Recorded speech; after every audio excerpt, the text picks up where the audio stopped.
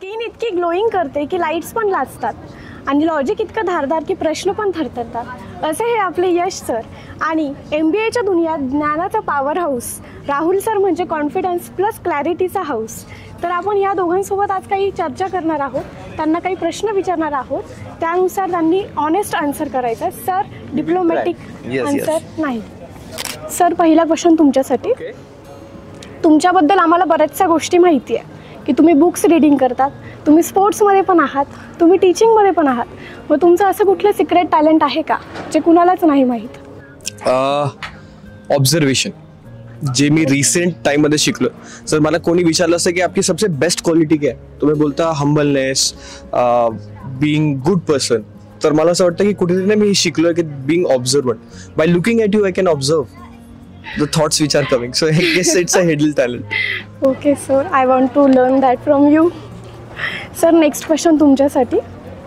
Sir तुम्ही एवढ्या लोकांसोबत काम केलंय, एवढ्या क्लासेसचा तुमचा एक्सपिरियन्स आहे आणि आता तुम्ही SSA मध्ये आहात. तर SSA मध्ये अशा कुठल्या क्वालिटीज आहे ज्याने तुम्हाला आकर्षित केलंय आणि त्या बाकी क्लासेसपेक्षा डिफरंट आहेत? ॲक्च्युली मी शुभम सरांना जवळपास 2016 पासून फॉलो करतोय.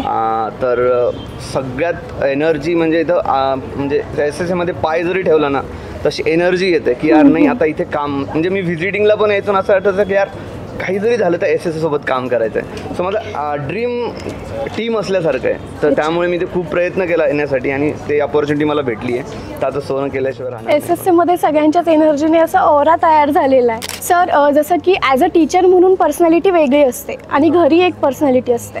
तर स्टुडंट्स खूप सारे अजम्पशन करतात ॲज अ टीचरच्या पर्सनॅलिटीबद्दल. तर तुमच्याबद्दल असं कुठलं अजम्पशन आहे जे टोटली रॉंग आहे स्टुडंट्सनं तुमच्याबद्दल केलेलं? ॲटिट्यूड. मला ना 2-3 जणांनी ना लायब्ररीमध्ये आपले सिक्रेट एजंट्सनी म्हटलं की यस सर ना शिकवताना एकदम भारी हे करतात म्हणे, पण जेव्हा मी कुठे बाहेर भेटलो ना तर ते एकदम कॉन्शियस होऊन जातात म्हणे आणि फोटो वगैरे ह्याच्यासाठी थोडं हे नाही करत, प्लस इन्स्टावर रिक्वेस्ट ॲक्सेप्ट नाही करत. तर मी फ्रँकली आज क्लिअर करतो, मी कोणत्या स्टुडंटची इन्स्टावर रिक्वेस्ट ॲक्सेप्ट नाही करत. ओपन प्रोफाईल आहे, एक दुसरा एज्युकेटर नावाचा त्याच्यावर करतो. तर हा अजम्पशन खूप चुकीचा आहे की मी त्याच्यामध्ये काही हे आहे ॲटिट्यूड वगैरे. मला असं वाटतं की टीचिंग एक प्रोफेशन आहे, तिथे तुम्ही मला बिलकुल त्याच्यातलं सगळं पॉईंट झाले पाहिजे, तुम्हाला एकदम क्लॅरिटी पाहिजे की मी कसं शिकवतोय. But at a personal level मला असं वाटतं की काही गोष्टी जे तुम्ही कधी डिफरन्शिएट करू शकता, बट ते असं वाटतं की ते नाही केलेलं बेटर. असं वाटतं की ज्या प्रोफेशननी तुम्ही मला ओळखतात ॲज अ पर्सन तसंच राहू द्या, पर्सनल लाईफमध्ये नको. ओके, मग आता आम्हाला जपून राहावं लागेल. तुमचे सिक्रेट एजंट्स आहेत ना? हो, लायब्ररीमध्ये तर आहे, प्रत्येक लायब्ररीमध्ये. सर आज गुणगौरव सोहळा आहे, तर बऱ्याच मुलांनी आज सक्सेस अचीव केलेलं आहे आणि ते स्टुडंट्स आज इथे आलेले आहेत. तर सक्सेससाठी तुम्ही एक लाईन काय द्याल? आणि बऱ्याच विद्यार्थ्यांनी फेल्युअरसुद्धा फेस केलेलं आहे, तर फेल्युअरसाठी तुम्ही एक लाईन काय द्याल? हे बा, माझं असं म्हणणं आहे सक्सेस जे झालेत ते सगळ्यात अगोदर फेल्युअर झाले असतील, फेल झाले असतील, हे त्यांनी लक्षात ठेवलं पाहिजे. बरोबर, म्हणजे जर तुम्हाला सक्सेस व्हायचं असेल तर फेल तर 100% व्हावं लागेल स्टार्टिंगला, तरच तुम्ही सक्सेसफुल होऊ शकता. बरोबर, आणि जे सक्सेसफुल झालेत त्यांनी ते सक्सेस प्रॉपर हँडल केलं पाहिजे. कारण काय, आता समजा तुम्ही SBI क्लर्क आहात, तुम्ही आता समोर तुम्हाला SBI PO साठी पण तुम्ही एक्झाम देऊ शकता, RBI असिस्टंट आहे तुमच्यासाठी, ग्रेड B आहे. तर सक्सेसला जास्त हे न करता अजून मेहनत करत राहून पुढे कसं जाता येईल हे त्यांनी पाहिलं पाहिजे. सर तुम्ही एवढ्या दिवसानंतर, एवढ्या वर्षानंतर लग्नासाठी हो म्हटलेले. मी हो म्हटलंय. तर तुमच्या फिअन्सी मधली अशी कुठली क्वालिटी जी पाहून तुम्हाला रिअलाइज झालं की ये शी इज द वन? मनी. हे तर ऑपोजिट झालं ना. नाही, on a very serious note, असं आमच्या यात म्हणतात की ना जोपर्यंत लक्ष्मी घरी येत नाही ना तर काही हे नाही म्हटलं पाहिजे, काय म्हणतात त्याला, पॉझिटिव्ह पेक्षा जास्त स्तुती नाही केली पाहिजे. तर मला हे म्हणता येईल की तिच्यातल्या 1-2 गोष्टी आहेत जे मला जेन्युनली आवडतात. प्युअर सोल म्हणजे genuine person.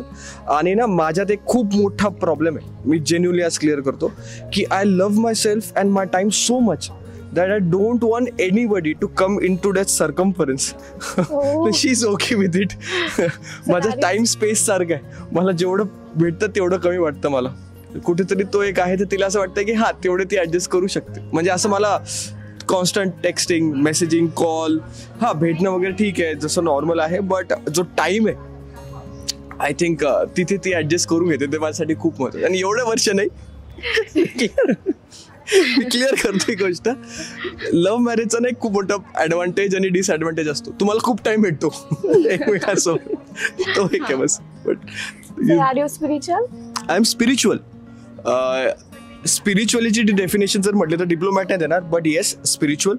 But all I can say is you observe yourself, you can be spiritual, not in terms of any language, book or religion, but if you observe yourself and you are a good person by heart, तुम्ही कोणाचं काही वाईट करत नाही, जे आहे ते प्रामाणिकपणे राहतात, तुमचं काम प्रामाणिकपणे करतात. जसं म्हणतो ना, your work is your worship.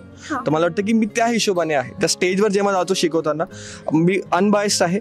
मी जेवढं येईल त्यापेक्षा भारी डिलिव्हर करायचा विचार करतो. आणि प्रत्येक वेळेस म्हणतो की यार एखादा लहान मुलगा, आपला भाऊ किंवा आपली बहीण आहे, तिची एक्झाम निघाली पाहिजे, कारण की त्यांच्या आई वडिलांचे कष्ट ना कुठेतरी आम्ही बघितले डोळ्यात. तर मला वाटतं की तो पाठ महत्वाचा आहे माझ्यासाठी. सर आता MBA ची एक्झाम झाली आणि आता नेक्स्ट इयरला पण MBA ची एक्झाम येणार आहे. तर जे मुलं प्रिपरेशन करत आहात त्यासाठी तुम्ही काय मेसेज द्याल?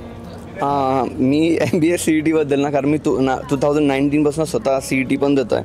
सो मी नेहमी मुलांना सांगत असतो ही एक्झाम म्हणजे अनप्रेडिक्टेबल आहे आणि त्यासाठी तुम्ही कॉन्सेप्ट बिल्डिंग तुमची केली पाहिजे. म्हणजे जे मुलं 2016साठी 2026साठी आता करताय प्रिपरेशन, त्यांनी आतापासून प्रिपरेशन सुरू करायला पाहिजे.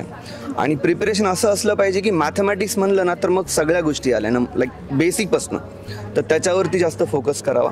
तर हे माझं सगळ्यांना सांगाय, कॉन्सेप्ट बिल्डिंग इज इम्पॉर्टंट. फक्त एक पॉईंट ऍड करतो, MBA CET ना आमच्या RCB सारखी प्रिडिक्ट नाही करू शकत की काय होणार आहे. हातातली मॅच पण जाऊ शकते आणि जाणारी मॅच पण जिंकू शकता तुम्ही. सर ह्यावेळेस लक वाटतंय पण नाही, जब तक आता नहीं घर में कब तब तक कुछ नहीं बोलने का.